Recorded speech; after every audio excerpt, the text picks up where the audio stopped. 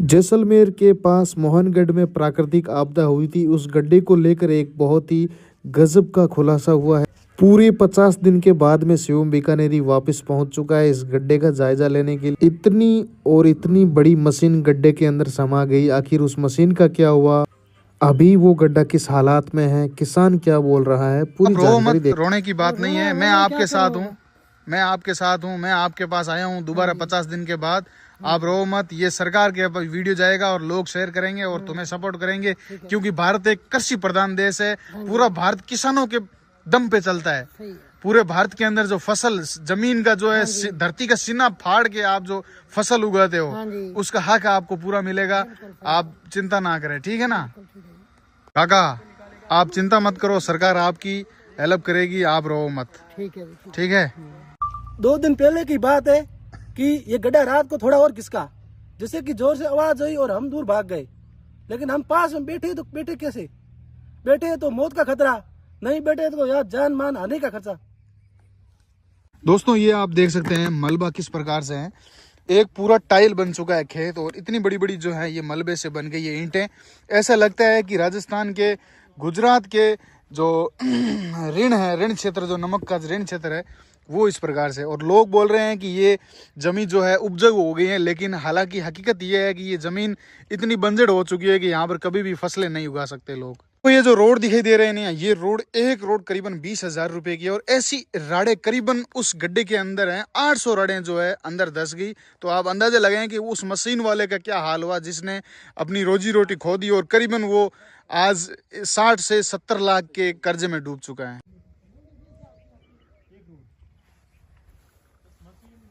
घर के पीछे का एरिया देखिए, यहाँ पे भी जो है मलबा आ गया था, और इस साइड में पूरा खुला है, और यहाँ लाइटें भी पूरी खुली पड़ी हैं। अगर बाई चांस ये मलबा अभी भी गिला है और करंट आने के पूरे चांस हैं। और इस साइड में ये जो है भयानक दिखने वाला गड्ढा जो धीरे धीरे खिसक रहा है। आपको मशीन दिखाई दे रही है, इसी मशीन, ये करीबन 60 बाई 65 की इतनी बड़ी एक भयानक बड़ी मशीन थी, जो गड्ढे के अंदर समा गई, और करीबन 1 करोड़ की इसकी कीमत बताई जा रही थी, जो कि एक बोरवेल मशीन है।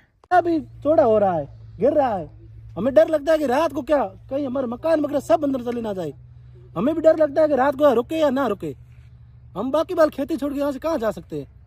2 झोंपे दिखाई दे रहे हैं, इसमें से ये इतनी मिट्टी निकाली गई है कि इसके अंदर करोड़ों का सामान जो है पूरा का पूरा खराब हो गया। अंदर जाके अगर मैं बताऊं तो पूरा का पूरा जो है मलबे से भर चुका है। अंदर सोने की, खाने पीने की पूरी चीजें जो है पूरी की पूरी नष्ट हो गई। और सामने ये देखिए एक गड्ढा जो आया था, और उसने एक किसान की जिंदगी बर्बाद कर दी। सामने जो इनके झोंपड़े हैं बेचारे के, इसी झोंपड़े में परिवार रहता था, लेकिन इस गड्ढे के अंदर पानी निकलने के बाद में इस झोंपड़े के अंदर इतना मलबा भर चुका है कि लोग, यहाँ के किसान बाहर सोते हैं। जहां तक आप नजरें दौड़ोगे वहां तक मलबा ही मलबा पड़ा है, और अभी तक 50 दिन के बाद में ये मलबा सूखा नहीं है। ये आपको गिली गिली परत दिखाई दे रही है, तो इससे आप अंदाजा लगाइए कि अभी भी ये मलबा जो है इतना इस प्रकार से जो है गीला है।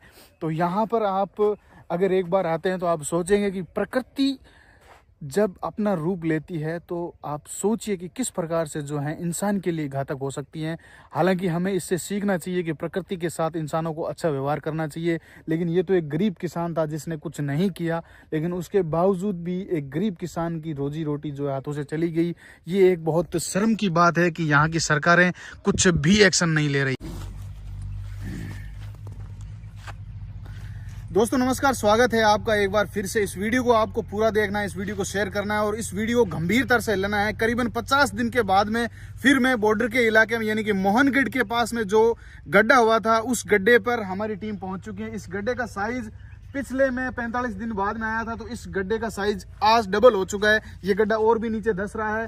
ये जो आपको नया जो कलर दिख रहा है, ये परसों रात की यहाँ पर जो है अचानक ये गड्ढा और नीचे धसा था।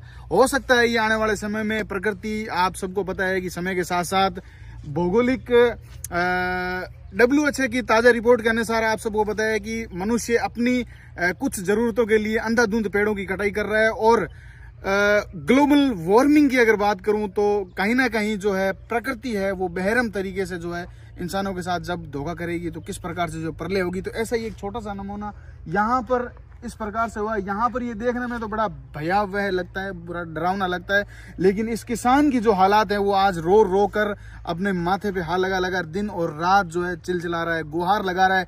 डबल इंजन की सरकार है और यह भी सुनने में आया कि इस खेत का जो मालिक है वो भाजपा युवा मंडल का अध्यक्ष भी है।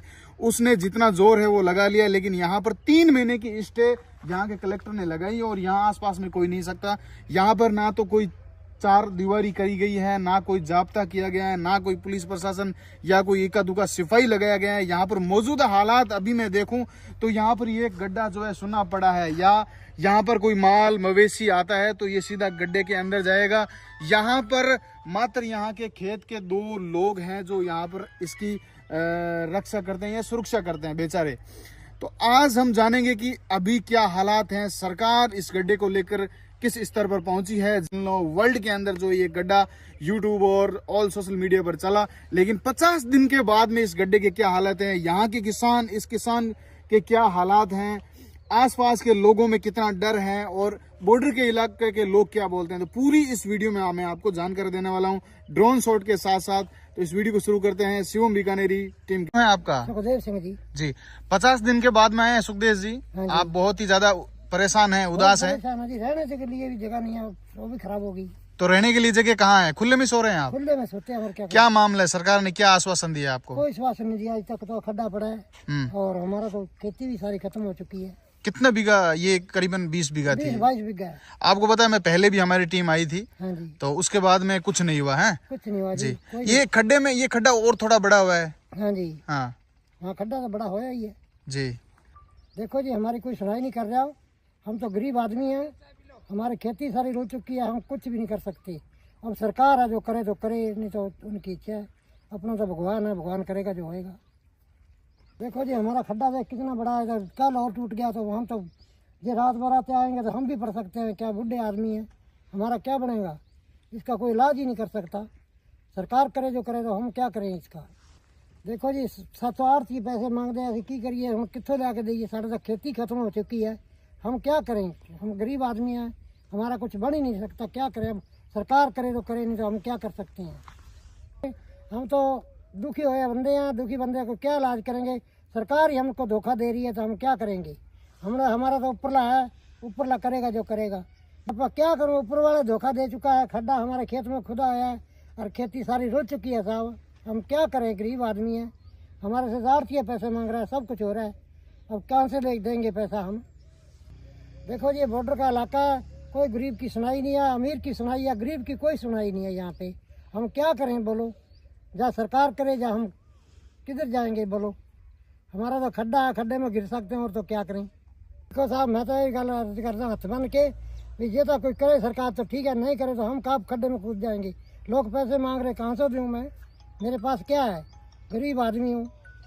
या तो सरकार करे कुछ, फिर कोई हो सकता है, नहीं मेरे तो पीछे घर खाने आते हैं लोग। नाम है आपका? नरेंद्र सिंह जी। नरेंद्र सिंह जी, आप यहाँ पर क्या कर रहे हैं? हम तो यहाँ क्या कि फसल की रखवाली कर रहे हैं। फसल तो पूरी बर्बाद हो गई हमारी, और ये ट्यूबवेल कराने की कोशिश कर रहे थे, लेकिन ट्यूबवेल भी फेल हो गई, मशीन पूरी अंदर रह गई और चारों तरफ जमीन भी पूरी नाश हो गई। लेकिन सरकार कोई हमारी सुनवाई नहीं कर रही है।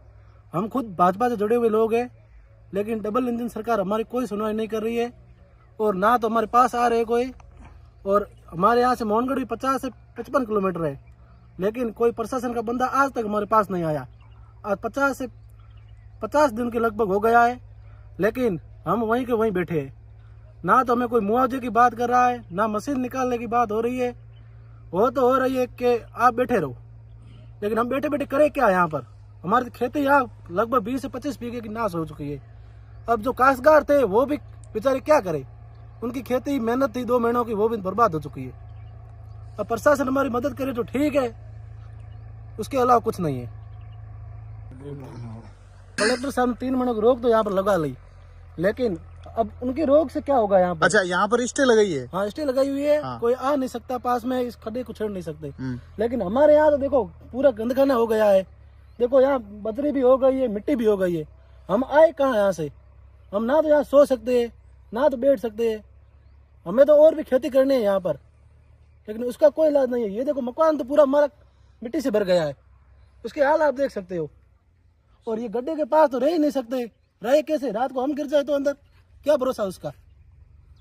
दोस्तों इस मलबे की अगर मैं बात करूं तो ये इतनी बड़ी बड़ी पेपड़े बन चुकी है और ये बहुत ही खतरनाक है, क्योंकि आप ये तो मैं एज पे हूँ कॉर्नर पे, लेकिन ये भाई अलग मिट्टी है, या तो ये इस जो अपनी जो ओरिजिनल मिट्टी है इसके अंदर घुल भी नहीं रही है और पूरी एकदम टाइल बन रही है, पूरा पत्थर बन रहा है। और आगे जैसे हम जाते हैं सेंटर में तो पूरा मलबा है, इतना खतरनाक मलबा है कि आप इस मलबे को टच नहीं कर सकते, छू नहीं सकते, पास में नहीं जा सकते, अंदर गए ना फिर बाहर निकलने का कोई चांस नहीं है, ट्रैक्टर भी नहीं निकल सकता। मतलब इतनी चिकनी मिट्टी है, ऐसा लगता है कि इसके अंदर क्रूड ऑयल है। और ये जो है करीबन 20 बीघू के अंदर इसी प्रकार से इतना जो है मलबा निकल कर ये कुछ इस प्रकार से यहाँ पर दिखाई देता है।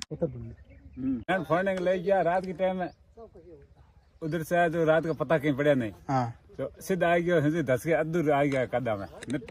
कहाँ तक, कमर तक? हाँ, कमर तक। कहाँ पे? वहाँ पे वहाँ पे इतना गहरा है वो मलबा? बहुत गहरा है। और कितना मतलब चिकना है वो मलबा? वो में 3-4 बीघा में निर्माण पड़ा ज्यादा, फुल मिट्टी आवड़ी होती। अच्छा, आप भी काश्तकार हैं, किसान हैं? कितने दुखी हैं आप? बहुत दुखी है, दुखी तो क्या तपड़ताड़ी है, दबी गया बैठा। हाँ दुखी तो अब आपकी रोजी रोटी खत्म हो चुकी है, तो फिर ये तो क्या क्या कितना विश्वास है सरकार के ऊपर, कुछ करेगी सरकार आपके लिए? कितना ठंडे बस्ते में डाल दिया अभी? कोई आ रहा है अभी? कोई नहीं आया, 2 बार आया, निवेदन कर बोया कन भान तो खड़े करने ध्यान रखोगे, ऐसा कर दिया कोई कि कुछ नहीं किया जब से चल रही है योजना।